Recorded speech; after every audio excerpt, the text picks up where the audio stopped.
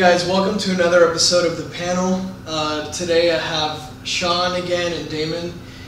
They were back at the last episode, but we also have Matt Pop. He's going to be sharing his intellectual wisdom with us.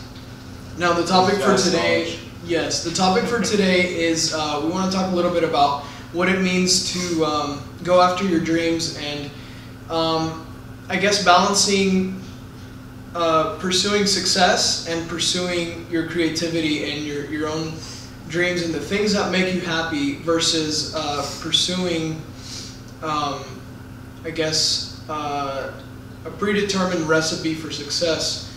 I know personally, as a musician, there's a lot of things that I can try to emulate from other artists, and what things that seem like formulas for success, you know. But a lot of times, what may work for one artist doesn't necessarily work for another. I mean, I know, like Matt has some writing. You're currently writing a book, right? Yep. I'm writing a book. It's more difficult than I would have imagined. But he's actually writing it right now. I'm just like world building. So yeah. More applause to you, sir. Thank you. Yeah, but I'm sure that like the way that you write is completely different from someone else's, and you have to approach it differently, and you have to kind of juggle between what is like what methods should you use and things like that. Like you can take what you've seen another writer do, right, and then try to emulate that because he's been successful, but it may not necessarily be your style, and I guess it may not be, you may not be successful doing it, even though he was successful doing it. Yeah. At that point, with an idea that I'm just going to copy someone else's formula, then you're just a clone. And if it's truly creativity, then what's the point of being a clone? That's not creative. So I think there is definitely a juggle to figure out what you want to do as a creative person, and balancing that with what you have seen work, and see if you can kind of get that to work in combination. Yeah, it's actually, you know, in your writing, it's kind of a language, and there's a style that people recognize and can read more fluidly, and so you want to be able to be coherent and understandable to your readers. At the same time, you want to create something that's unique in your own kind of voice. So you got to create those little tidbits that make people recognize your writing when you do it, but you also have to do something that's kind of original and also, you know, follows the rules. Right. One thing that I was telling Damon the other day is, you know, because he's also a musician, and he does, you know, he does some EDM music, and it's pretty cool. But we were working on a song, and you know, I guess there's like the temptation to go like a certain way that you've heard other artists go with it, and he has a show coming up too, and different ways. And I guess what are your, like, you've been thinking about ways to like succeed in the industry, but at the same time keep your identity and your uniqueness, right? Well, from studying artists, studying producers, DJs, vocalists, musicians in general, I've learned some interesting things. First of all, I've learned that creativity doesn't have as much of an integral part in success as I thought. Because the truth of the matter is that creativity can be stolen, but quality cannot be counterfeit. If you look at John Mayer, he's this amazing guitar player. He's a good singer, and he's got some really good music that's catchy, and you know it's successful by look at his fan base. Look at the people that like his music. Look at his concerts. He books out 10,000 people concerts. It's crazy. But little people know that he doesn't write his own music. Right. Somebody else writes it for him. If you look at One Direction, they don't write any of their music. Ed Sheeran did most of it, and a few other people wrote the music, including the music of it, the instrumentalism. But they are incredibly successful. So I think that one of the keys to success is quality, because with the few of the shows that I've been to, of the people that I perform with, like hip hop or rap, whatever. A lot of the people in there, they have really great creativity. They have good ideas. They have a great way that they rap, but they're lazy and they don't put time into making sure that their raps, that they know all the words, that the quality of the production is good, that the kick isn't too loud, but that you separate the subs from the highs and make sure that everything's mixed well. And it just sounds terrible. You got this wonderful, just this beautiful, flower, whatever it is that you have, that's creativity. That's just amazing, and it's so captivating, and it's like no one else. But it's locked in a box because your quality is shabby. So bottom line is, I think that success comes from a point where your quality reaches people's ears, and that's always going to be what's at the top of the leaderboard is quality. Because if you look at Little Yachty, he was given an interview a couple years ago. They said like, can you really call yourself hip hop? Can you really compare yourself to LL Cool J, to Kendrick Lamar? And he said, what, are you serious? He said, hip hop is dead. I can make a little song called Hip Yeah, and as long as I put a fly beat on it, I'll be selling millions.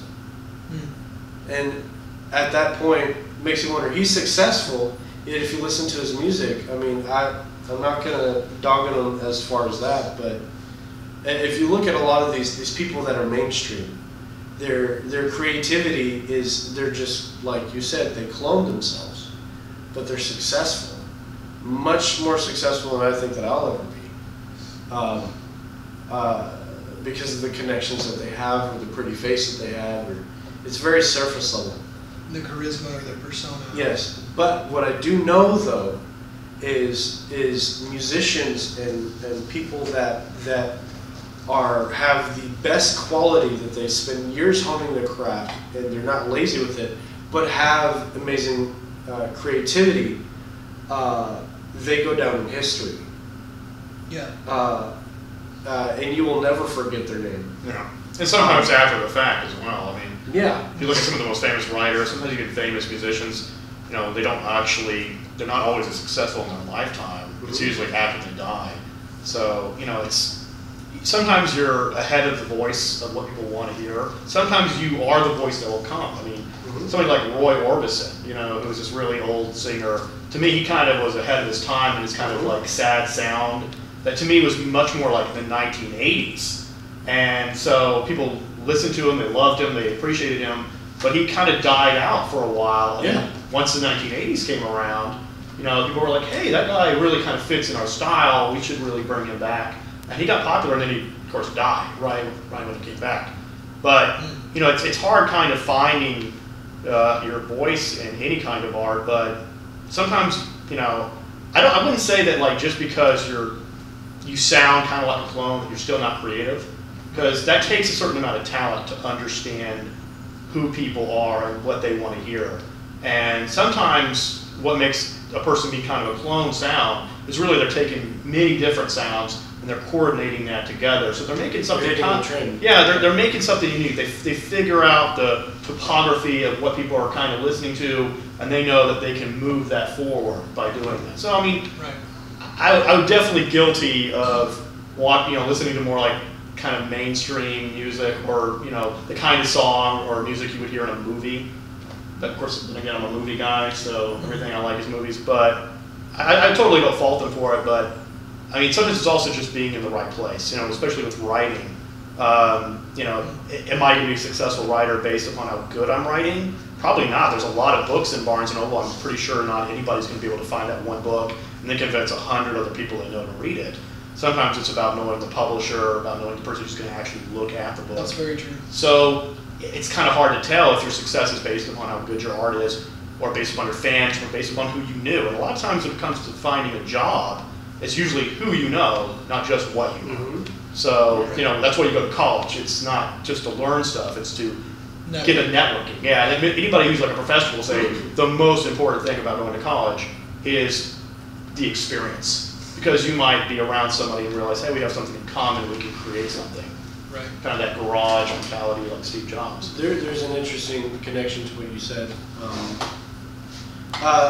What's awesome, well, I think what's interesting is that if you don't have that circle of marketing, if you don't have the connections, or if you don't have the money, you have to work extra hard. Like, for example, J. Cole is one of my favorite hip hop artists. He's got this really interesting sound to him, and he doesn't have that copy and paste. He even, in one of his songs, he talks about, why don't we sing about love anymore? And he said that what he did starting out, and I forgot the name of the album, but I think it was his second album that he came out with. He said that for years he was in college in New York, and he would stand outside of Beyonce's husband, Jay-Z. Jay-Z. Oh my God! He stood outside of Jay-Z's building, waiting for the moment that he would come out and make eye contact with him. And he did that for years. And he had his track in his hand, and Jay-Z kept walking by him, but he was diligent. And every single day he waited for that moment. Next thing you know, he's one of the headliners. One thing I think too, that it's kind of I guess we have to define what success is too, because a lot of people think success, the way that most people think about success is like, you know, getting famous, making a lot of money, putting out a lot of records, finding your niche, you know. Right, selling a lot of books, whatever the case may be, whatever the art form may be. But I mean, is that really success? Or, I mean, if you sell your soul to accomplish that or make a lot of money, or if you give up who you really are, your uniqueness, like you were talking about, your voice, if you give that up in order to achieve this popularity, this fame, this success, is that really success? Are you really succeeding? Or is success measured in doing what you love and like, for example, writing a piece of music that makes you happy, that you enjoy listening to, that you enjoy performing, not just something that people want to hear? Like how do you define success? I mean, well, I would define success as a mixture of being able to make yourself happy and be financially stable. How stable you would like that financial security to be, completely variable, but I think there's another portion to success, especially in music, that, you know, I've thrown around. You know, me and Gabriel are in a band, and we write all of our own music. We do everything ourselves. We have a few covers we have memorized, but when we practice, those don't come up. We only play our originals. And I've tossed around the idea of finding another vocalist. And I've done that simply because I'm super critical of how I sound. And I don't like it. But all of them like it. And I'm really good at writing stories and lyrics. I'll hear music and the story comes to me, and that's how I write it. And in that sense, I am successful because I can make a story from a song. I can make a story from a sound. And I can put it to music, and it will sound good. But do I define that success as well by how I do it? But if I could find someone else who sings it better than I could, or hits the notes better than I could, or has better riffs than I do, then am I really being successful, and am I promoting that success for others? I think that's also a major thing, you know, especially for me. I'm not necessarily sure how everybody else feels about it, you know, but when I look at success, I don't just look at success on a personal level. I look at success on a group level. So I see my age group, how successful we are. Or I look at my colleagues and how successful we are. I don't specifically go out looking for how successful I am. I look out for other people, even though it shouldn't, because it's dog eat dog. Yeah, and it's also, I mean, it's not just based on financial or fans or any of those kind of things. It's also based on growth too. I mean, like just listening to you right now, it almost sounds like you're almost moving. You're almost kind of personally finding yourself moving away from singing your songs and wanting to become a lyricist. You know, you're writing the songs. You're trying to write novels. You know, it's almost like you're kind of changing who you are because, you know, I think a lot of us like to think about the voice we have and we're original, but we also grow. We also change. I mean, I remember when I was really young, I wanted to be a director. When I got a little bit older, I decided to get into writing, maybe become a screenplay writer. And then I realized that it probably would be more better, probably creating a more open world with novels. So sometimes you change, you know, what you originally wanted to do. And I think, like, you're definitely, you love music, you like to create music, but you're also, you know, doing your YouTube things. I mean, are you moving into directing or something like that? You know, it's possible.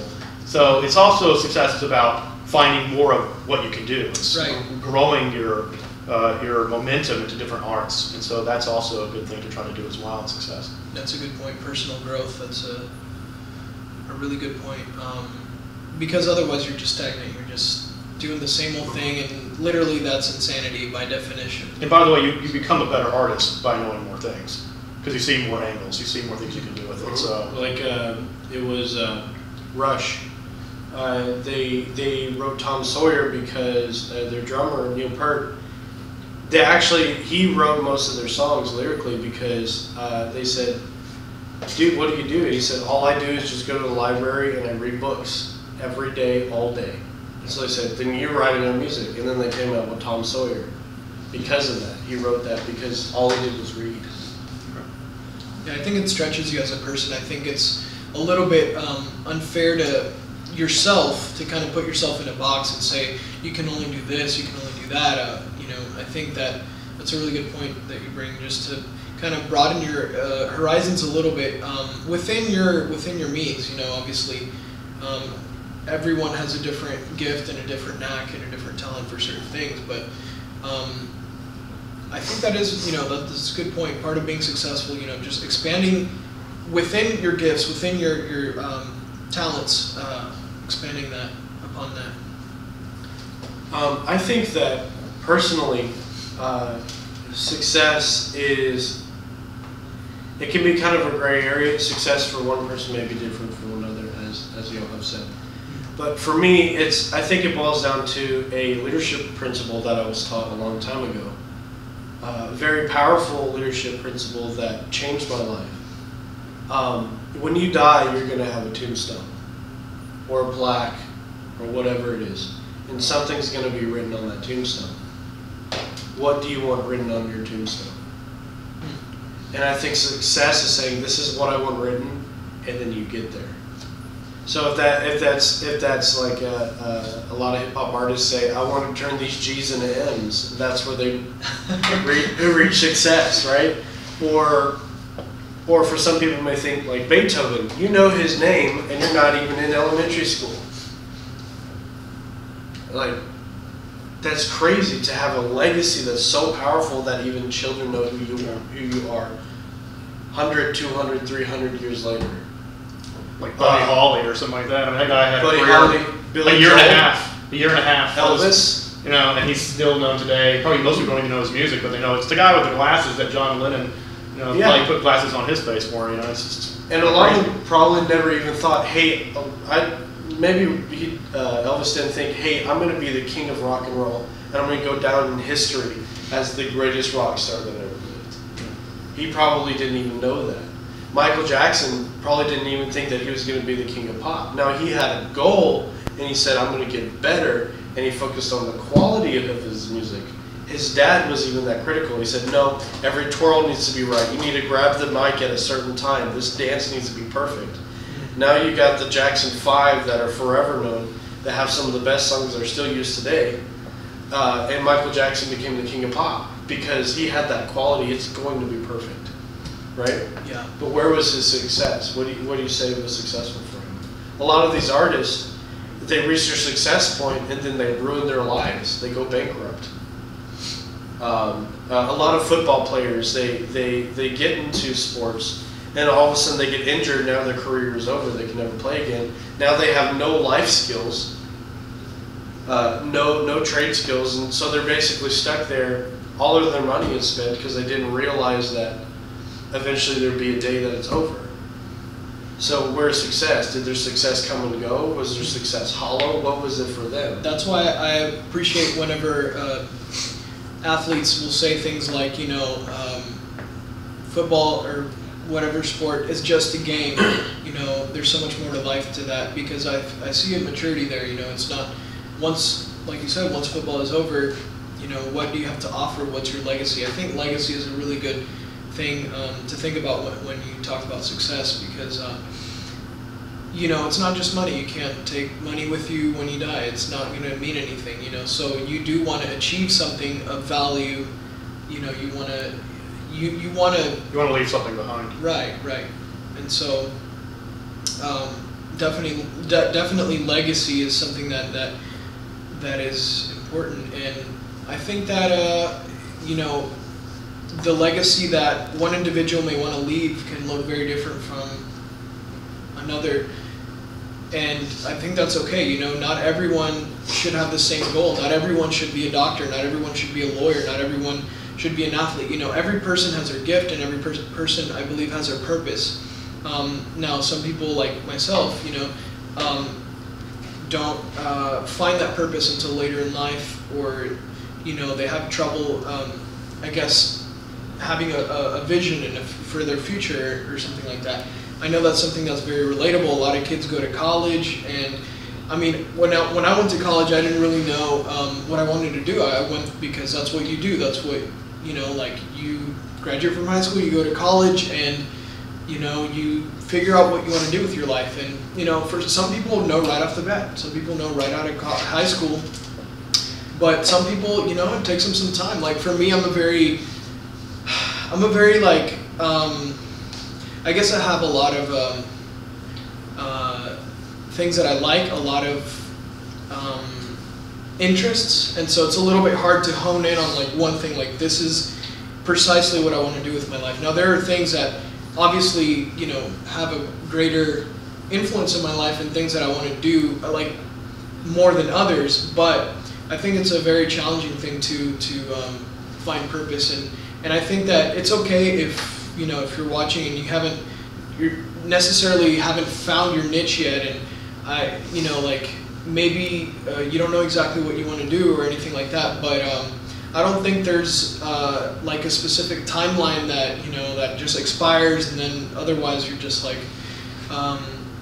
you know, you're worthless. I think that you just have to keep walking. Like everyone's journey is different. Everyone has a different trajectory, and you can't try to compare yourself to someone else just because it looks like they're being successful. You don't know their life. You don't know, like, if they're really like crying themselves to sleep because they don't feel fulfilled. You never know what people are going through, so you can't really compare yourself to other people that are apparently, you know, seemingly like they seem like they're being successful. I don't think that's fair to yourself, and I think it's a very individual thing, and you have to, you know, you have to do a little bit of soul searching, and you have to really, it's okay to not know sometimes, and it's okay to be on the search, on a journey to find yourself. I think that's okay. You know, I don't think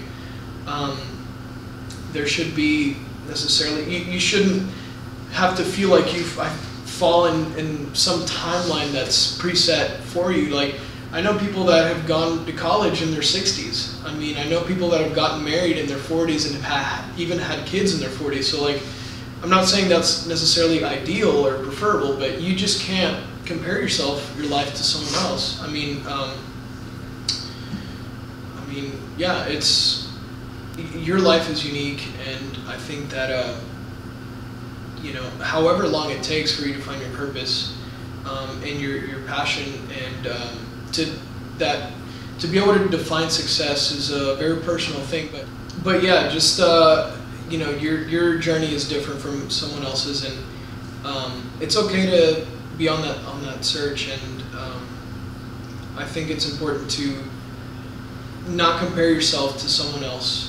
I know that's hard to do, especially like in a society where, you know, you're always looking at the media, you know, what other people are doing, what the media defines as successful, and it's just one of those things that we shouldn't get caught up in. You know, we should be focused on ourselves and you know, on our own journey. So yeah, I think there's a healthy balance of looking to others and kind of looking away, because in a sense, I'm never going to be Donald Glover. I'm never going to be Childish Gambino, and I'm never going to be a writer for 30 Rock. And I'm never going to be an actor on Community. But I can strive to be as creative as he is and productive in so many different genres. I think there's a healthy balance. If I look up to someone for inspiration, that's fine. sure. But if I compare myself to them and say, I'm not successful until I'm this, Right. I don't think that's healthy. And I don't think that's positive in any way. I think the healthy way to go about that is to be successful on a daily basis. Because success doesn't have to be measured by being Donald Glover working on Community. It could be measured at, hey, I made a commitment yesterday that I was going to wake up early today, and I woke up earlier today. I'm going to meet a certain quota at work. You were successful in what you did, not just because something happened and all of a sudden it's exactly how you want it to be. It was that way because you made it that way. Yeah. Basically taking steps, even though they seem small, taking a step every day towards that goal, towards that that thing that you want to do. Creating a habit of being successful. Now that doesn't include, success doesn't mean, it doesn't mean not failing at everything. That's a good point. Failure is part of success. Yes. The success means, okay, I made this commitment, I'm going to do it. I had a hiccup, but I'm still going to do what I said. Right. Not giving up, being persistent. What was it like? Thomas Edison's had like what, like 1,000 failures? 1,000. How many? He found out 10,000 ways not to make a light bulb. Until he found how to make a light bulb, you know, and so, like, bam, he changed the world. You know, it was revolutionary. But why did that happen? Because he didn't give up. So don't give up. Be persistent. I know this sounds cliche, but everyone has a superpower, and you have a superpower. Your superpower is that no one can be you. You are the only one that can be you. And that sounds really cheesy, whatever, but it's true. I mean, don't try to be anyone else. Be yourself. Just be who you are, and be confident in that, and just be the best version of yourself that you can be. You know, some people put success as a point on a map, but I don't think success is just the destination. I think it's the journey getting there. I think that's the real success. Yeah. My mind is blown. But yeah, anyway, that being said, guys, thank you for joining us for this episode of the panel. And, you know, we want to hear your comments. Any questions, just leave them in the comment section. And we'll see you guys next time.